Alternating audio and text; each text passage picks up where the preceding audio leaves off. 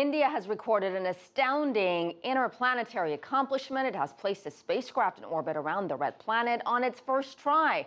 CCTV's Shweta Bajaj has more.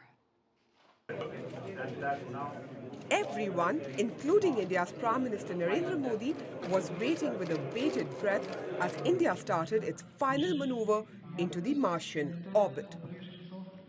After 24 minutes of nail-biting wait, there were loud cheers as the first nation to succeed in its first attempt to Mars orbit.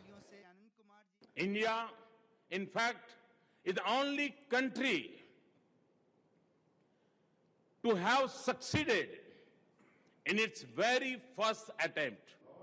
India's Mars orbiter mission, named the Mangalyaan or Mars craft in Sanskrit, cost the country $74 million. NASA, meanwhile, had pumped $671 million into its mission. To keep the costs low, India relied on technologies it has used before, and it kept the size of payload small. It also used a smaller rocket.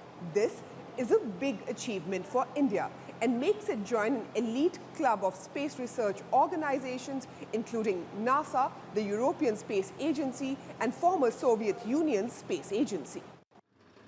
India currently spends $1.2 billion a year on its space program, a small amount compared to other countries. Our efforts, in particular, have historically focused on the ultimate objective of nation building, of translating space technology into space applications.